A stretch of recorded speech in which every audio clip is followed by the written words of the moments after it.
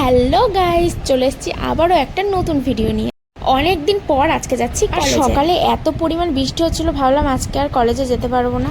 আর এই যে আমার বান্ধবীও কিন্তু চলে এসেছে, আর এই যে আমরা কিন্তু এখন কলেজে চলে এসেছি। আর সকালে যে বৃষ্টি হয়েছিল সেই বৃষ্টিতে কিন্তু কলেজে ঢোকার রাস্তাটাই পুরো সামনেটা পুরো জল বেঁধে গেছে। আমরা এখন কলেজের ভিতরে চলে এসেছি, আর আজকে আমাদের 5th সেমিস্টারের রেজাল্ট দেবে, তো তার জন্যই কলেজে এসেছি।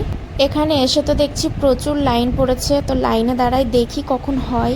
এই যে লাইনে তো দাঁড়িয়ে পড়েছি, বাট জানি না কখন হবে। আর ভিডিওটা কিন্তু কেউ স্কিপ করো না, পুরোটা দেখো। আর যদি ভিডিওটা ভালো লাগে তাহলে লাইক, কমেন্ট অ্যান্ড শেয়ার করে দিও। আর এই যে কলেজের কাজ আমাদের কমপ্লিট হয়ে গেছে, তো এখন আমরা কলেজ থেকে বেরোচ্ছি। সকালে বৃষ্টি হয়েছিল বলে ওয়েদারটা একটু ঠান্ডা ছিল, তাই বান্ধবীকে বললাম চ মার্কেট থেকে একটু ঘুরে আসি।